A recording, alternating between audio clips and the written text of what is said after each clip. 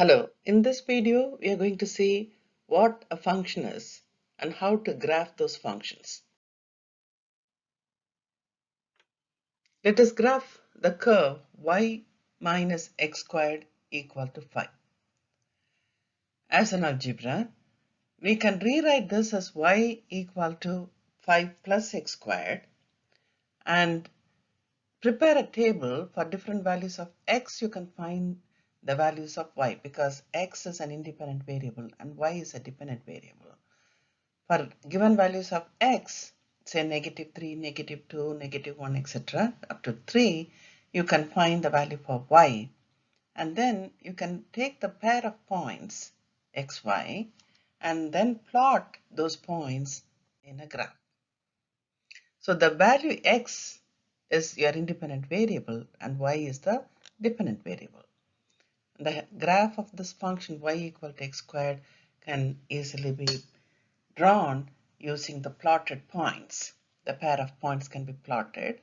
Connect those points by means of a smooth curve that represents the graph of the curve. We can also find the graph of the curve using our graphing calculator. We can take either TI-83 or 84, enter those functions. So under the equation y1, so here y1 is x squared plus 5 or 5 plus x squared. And then we can just graph it.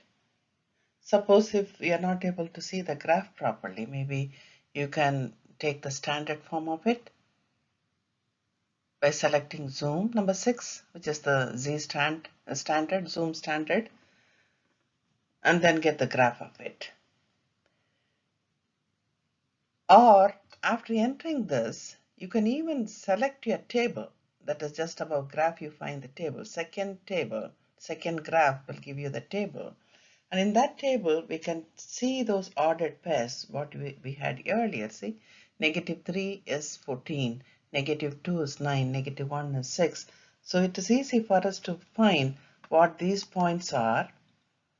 And you can plot those points if you want to do it manually and then connect it by means of a smooth curve.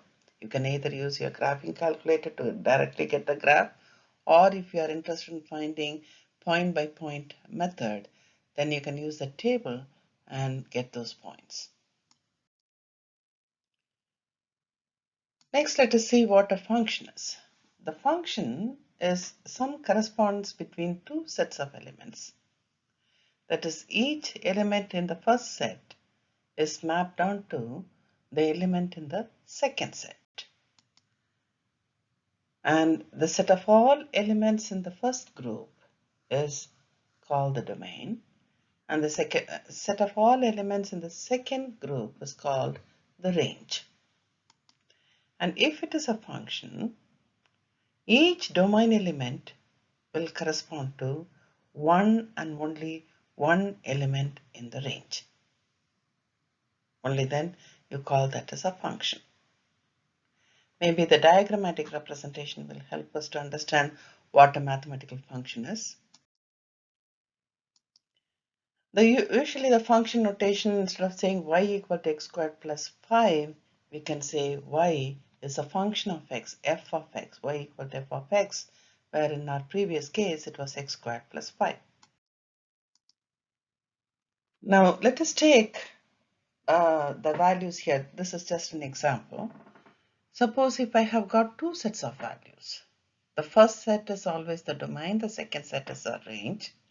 Each element in this domain is mapped onto only one element in the range, so it is a function. By definition of function, this satisfies the condition, so it is a function. When I take the second example, again I have two sets. First one is the domain, second is the range. Each element in domain is mapped onto only one element. Though -2 is mapped onto 4 and +2 is also mapped onto 4. But each element in the domain is mapped onto only one element in the range, and hence it is a function. If I take the third example, it looks like 1 is mapped onto the one which is in the domain is mapped onto two different elements, 1 and -1 in the range, which is not allowed. The same way, 4 is mapped onto 2 and -2. 9 is mapped onto 3 and -3.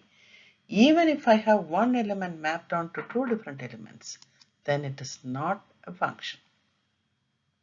So if you have a table like this, set of all domains and range, it is easy for us to check whether the given function described using this domain and range is a function or not. We can also use the vertical line test to check whether it is a function or not.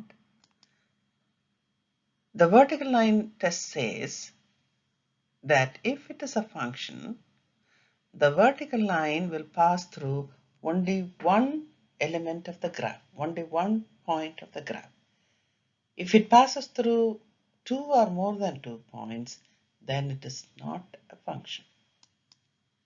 For example, in this case, the graph of the function is the black curve, and when we draw vertical lines, see the red one and the black one, those vertical lines crosses the curve only at one point, and hence it is a function. In the second case, the curve, when we draw a vertical line, the vertical line crosses the curve at two different points, hence it is not a function. We can also talk about the domain. Suppose if I have a radical function, the square root of the value will not be a real number if you have a negative inside the radical sign. Even if I am using my graphing calculator to get square root of -4, I'll get an error message. The reason is I cannot find a real number for which the square root of negative an integer is real. It is imaginary. So since we are dealing with real numbers, we must have the value within the radical sign to be positive. That is 10 minus x must be positive. If 10 minus x is positive, this x must be less than 10, or it can be equal to 10 also, because if it is equal to 10, it will be 10 minus 10, which is 0. Or if it is say 9 or 7 or 8, something like that, you will have a positive value. So you can find the square root of that. So the domain will consist of all those values where x is less than or equal to 10.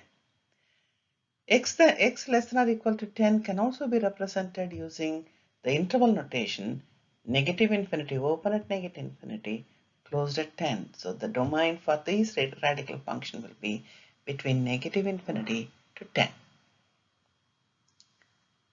The same way, if we have a rational function 2 by x minus 3, the function is not defined when the denominator is 0. That is, except at the point x equal to 3, the function is defined at every other real number. So the domain is all real numbers when x is not equal to 3. If we have two functions like this, f of x and g of x, we can find the value of the function at different points, f of 5, g of 5, f of -2, g of -2, by just plugging in the values, say x equal to 5 in f of x if you want to find f of x equal to 5 in g of x if you want to find g of x. So you can get the value for these functions. When I substitute -2 or -3, this -2, -3, when I say -2, f of -2 is -3, g of -2 is also -3. So that point, -2, -3 is common to both f and x, and that should be the point of intersection of the two curves. You can also find the point of intersection of the two curves by entering that in your graphing calculator. Under y1 you can enter one function, under y2 you can enter the other function, and select the standard mode, standard view, that is zoom 6, and then you can graph the two curves, and the point of intersection of the two curves will be the solution to that. So -2, -3 is one solution to this function.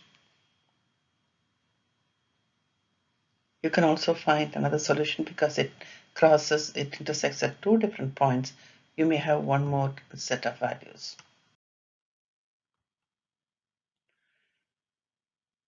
In order to find the difference quotient, g of x plus h minus g of x by h, if a function is given, it is easy for us to find what is g of x plus h wherever x is. Replacing x by x plus h and expanding that, you can find what is g of x plus h. We can cancel out the common terms by taking the difference of g of x plus h minus g of x, cancel out all the common terms, and that will be the numerator. When you divide by h, each term can be divided by h, and that will be 2x plus h plus 2. So in this video, we talked about the graphs and functions, and we saw some simple techniques of graphing using graphing calculator. If you're interested in finding point-to-point method, then again you can use your graphing calculator. You can find the point of intersection of two graphs, and you can talk about the domain and range. You can check whether it is a function or not. Hope this video was helpful. Thank you for watching and thank you for listening.